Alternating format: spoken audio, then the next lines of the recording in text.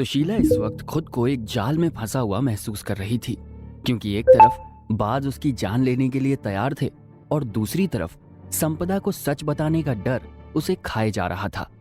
उसने खुद को समझाने की कोशिश की कि कुछ भी हो जाए वो संपदा को सच नहीं बताएगी, क्योंकि सच बताने के बाद वो अच्छी तरह जानती थी कि दामिनी उसके साथ क्या सलूक करने वाली थी। वो चुपचाप उस कक्ष में मौजूद सारे बाजों को देख रही थी, जिनकी आंखों में सुशीला को अपने लिए मौत नजर आ रही थी। संपदा, जो अब तक डरी हुई छुप कर मेज के पास बैठी थी, वो उठी और कुछ कदम चलकर आगे सुशीला के पास जाने लगी। सुशीला, जो बिल्कुल कक्ष के दरवाजे पर खड़ी हुई थी, संपदा की आंखों में अपने लिए दुश्मनी साफ देख पा रही थी। उसने घबराते हुए संपदा से कहा, नहीं छोटी रानी, आप शायद गलत समझ रही हैं। मैं तो आपके लिए खाना लेकर आई थी जो सिंधिया घराने के लोगों ने भेजा था। मेरी खाना भेजने के पीछे कोई मंशा नहीं थी। संपदा को अब सुशीला की चाल समझ में आ चुकी थी, क्योंकि उसके चेहरे से चोरी साफ दिखाई पड़ रही थी। सुशीला की तरफ संपदा बढ़ती हुई आई और उससे कहने लगी, मैं अच्छी तरह जानती हूं तुम क्या कहना चाहती हो। तुम्हारे झूठ को मैं समझ पा रही हूं, क्योंकि अगर तुम्हारे इस काम में जरा भी सच्चाई होती तो ये बाज मुझे भी नुकसान पहुंचाते। ये तुम्हें नुकसान पहुंचा रहे हैं, इसका मतलब तुम्हारे मन में जरूर कोई पाप है। सुशीला संपदा की बात से डर गई। उसके माथे पर पसीने की बूंद साफ दिखाई दे रही थी। सुशीला को समझ नहीं आ रहा था कि वो संपदा को क्या जवाब दे। मन ही मन उसने अपने आप से बातें करते हुए कहा, सुशीला, तुम राजरानी दामिनी के बारे में अच्छी तरह जानती हो। अगर उन्हें पता चल गया कि तुमने संपदा को सच बता दिया है तो अनर्थ हो जाएगा। सुशीला कक्ष के दरवाजे पर चुपचाप खड़ी थी और पूरी कोशिश कर रही थी कि वो कक्ष के दरवाजे को खोलकर बाहर निकल सके। बाज कक्ष में अलग अलग जगहों पर बैठे हुए थे और लगातार अपनी आंखों से सुशीला को घूर रहे थे। संपदा कक्ष के बीचों बीच थी और धीरे धीरे चलते हुए अब सुशीला के पास जा रही थी। जैसे जैसे संपदा सुशीला के पास जा रही थी, सुशीला के दिल की धड़कन तेज होती जा रही थी। अब संपदा सुशीला से 4 कदम पीछे खड़ी थी और गुस्से भरी नजरों से उसे देख रही थी। संपदा ने अपनी उसी गुस्से भरी आवाज में सुशीला से कहा, सुशीला, अगर तुम सीधे तरीके से सच नहीं बताओगी तो मैं तुम्हें फिर से चेतावनी दे रही हूं। मुझे इन बाजों को तुम्हें तुम्हारी हरकत के लिए सजा देने का हक देना पड़ेगा। सुशीला को लगा संपदा शायद अब इतनी आसानी से उसकी बात नहीं मानने वाली थी। सुशीला ने सोचा उसे शायद संपदा के ऊपर वार करना होगा, जिससे वो यहां से बचकर निकल जाए। लेकिन उसके सामने जो बाज बैठे हुए थे उसे कोई मौका नहीं दे रहे थे। सुशीला ने मन ही मन सोचा उसे तुरंत संपदा के ऊपर वार करके यहां से निकलना होगा। दरवाजे के पास पीतल का एक फूलदान रखा हुआ था। सुशीला की नजर उस फूलदान की तरफ गई। उसने धीरे से अपना हाथ बढ़ाया और उस फूलदान को उठाकर संपदा के ऊपर वार किया। जैसे ही सुशीला ने उस फूलदान को संपदा के चेहरे पर मारना चाहा, एक बाज लपक कर आया और सुशीला के हाथ पर आकर चिपक गया। उसकी देखा देखी बाकी बाज भी सुशीला के शरीर पर झपट गए और उसे नोच नोच कर जख्मी करने लगे। सुशीला दर्द से चिल्ला रही थी, मगर उसकी चीखें बाहर नहीं जा रही थी। जैसे ही बाज ने सुशीला के शरीर पर वार किया, सुशीला के हाथ से वो फूलदान छूटकर जमीन पर गिर गया। संपदा ये सब देखकर एकदम हैरान हो चुकी थी, क्योंकि उसके सामने खौफनाक मंजर चल रहा था। अगर वो बाज सही वक्त पर सुशीला को नहीं झपटते तो अब तक संपदा जख्मी हो चुकी होती, या फिर उसकी मौत भी हो सकती थी, क्योंकि वो फूलदान काफी भारी था और ताकत के साथ सुशीला संपदा के ऊपर उससे हमला कर रही थी। उसे देखकर साफ पता लग रहा था कि सुशीला की नीयत क्या थी। वो बाज धीरे धीरे सुशीला को नोच रहे थे और अपने पंजे गड़ा गड़ा कर उसके शरीर से मांस को अलग कर रहे थे, और उन्होंने अपनी नुकीली चोंच से उसके चेहरे को जख्मी कर दिया था। कुछ ही देर के अंदर सुशीला का शरीर उसी कक्ष के दरवाजे पर बेहाल होकर गिर पड़ा था। ऐसा लग रहा था जैसे उसके शरीर में जान ही नहीं थी।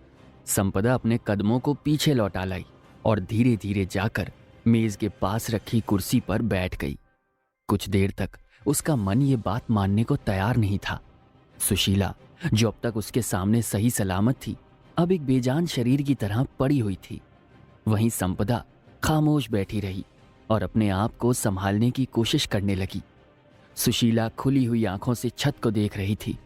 संपदा ये मानने के लिए तैयार नहीं थी कि उसका इतना बुरा हाल हो चुका था, क्योंकि वो सुशीला से प्यार से बात किया करती थी। सुशीला भी इससे पहले तक उसको हमेशा महल की छोटी बड़ी खबरें दिया करती थी। आज वो उसके साथ इतना बड़ा घात कर रही थी। वहां सारे बाज मौजूद थे, लेकिन सब एक जगह खड़े हो गए थे और मेज के आसपास की जमीन पर बैठ रहे थे। तभी उनमें से एक बाज अचानक आकार में बड़ा होने लगा और धीरे धीरे किसी इंसान की तरह वो अपने पैरों पर खड़ा हो गया। अब उसने किसी पैरों वाले इंसान का रूप ले लिया था। अब वो संपदा के सामने 5 फुट लंबा एक आदमी बनके खड़ा हुआ था। संपदा ने जैसे ही उस आदमी को देखा, वो उससे कहने लगी, तुम कौन हो? उस आदमी की उम्र 40 से 45 साल की थी और उसने काले रंग का चोगा पहन रखा था। उसकी शक्ल बाज की तरह थी।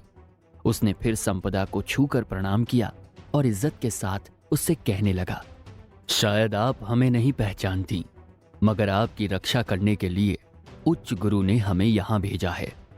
हमें संदेश मिला कि आप पर मुसीबत आने वाली है और कोई आपके लिए षड्यंत्र रच रहा है, इसलिए हम सभी लोग यहाँ पर मौजूद हैं।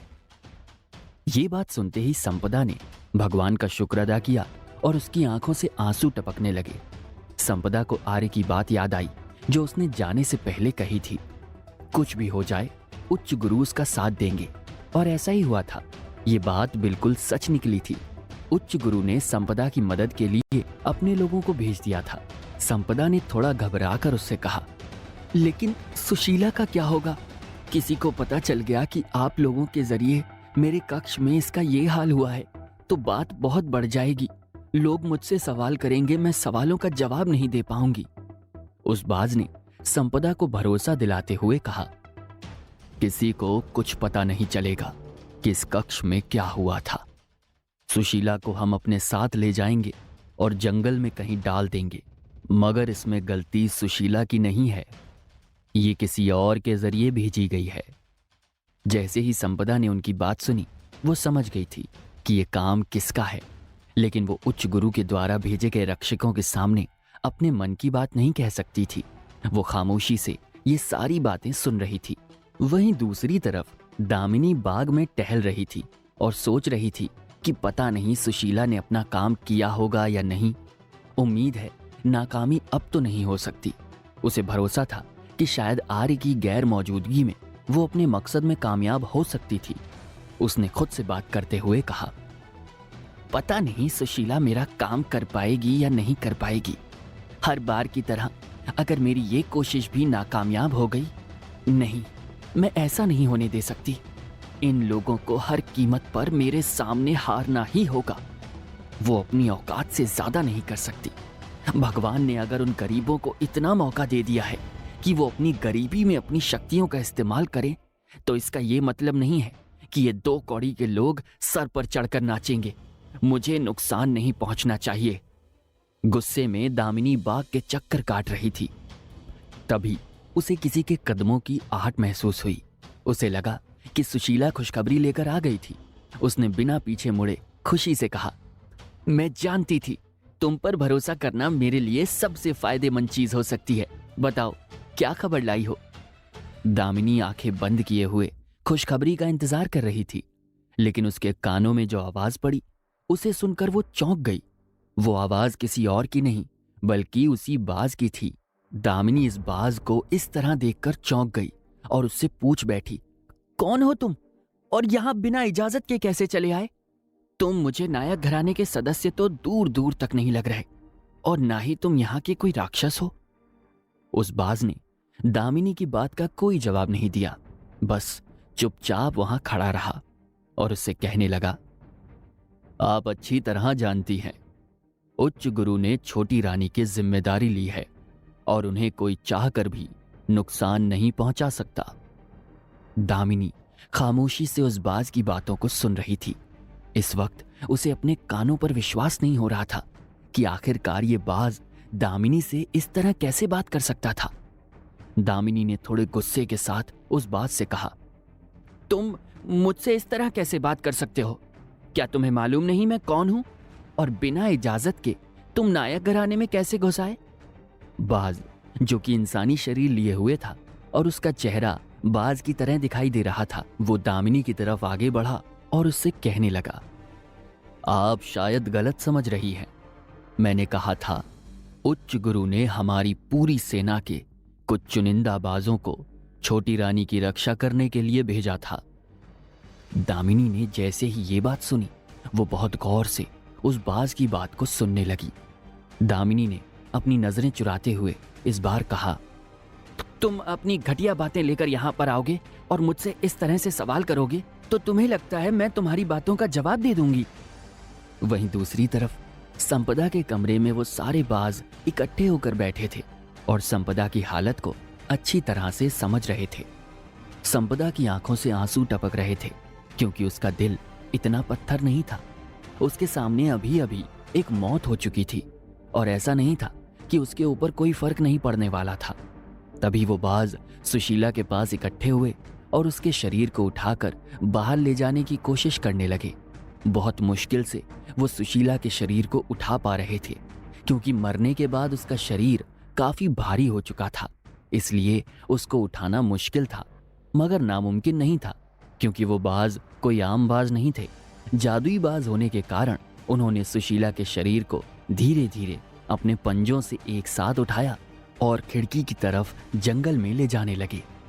तभी संपदा ने उनको रोकते हुए कहा, उन लोगों को शक हो जाएगा, इसलिए तुम लोग इसको कहीं दूर जाकर फेंको।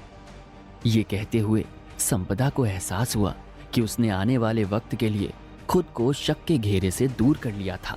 वहीं दूसरी तरफ दामिनी, जो अभी तक उस मनुष्य के शरीर की तरह दिखने वाले बाज से बात कर रही थी और इस बात का अंदाजा लगा रही थी कि ये लोग कौन थे जो इस तरह बिना बताए दामिनी के पास पहुंचे थे। मगर दामिनी को सुशीला के बारे में कोई खबर नहीं थी कि उन बाजों ने मिलकर सुशीला का वो हाल कर डाला था। तो अब उच्च गुरु दामिनी को उसकी इस हरकत के लिए क्या सजा देने वाले थे? क्या दामिनी अपने आप को अपनी शक्तियों के द्वारा बचा पाएगी या फिर शिकार हो जाएगी उच्च गुरु की सजा की? आप लोगों को क्या लगता है, क्या होंगे इन सभी सवालों के जवाब? कमेंट बॉक्स में कमेंट करके हमें जरूर बताइए और सभी सवालों के जवाब जानने के लिए सुनते रहिए आर्य, एक शूरवीर योद्धा, सिर्फ पॉकेट FM पर।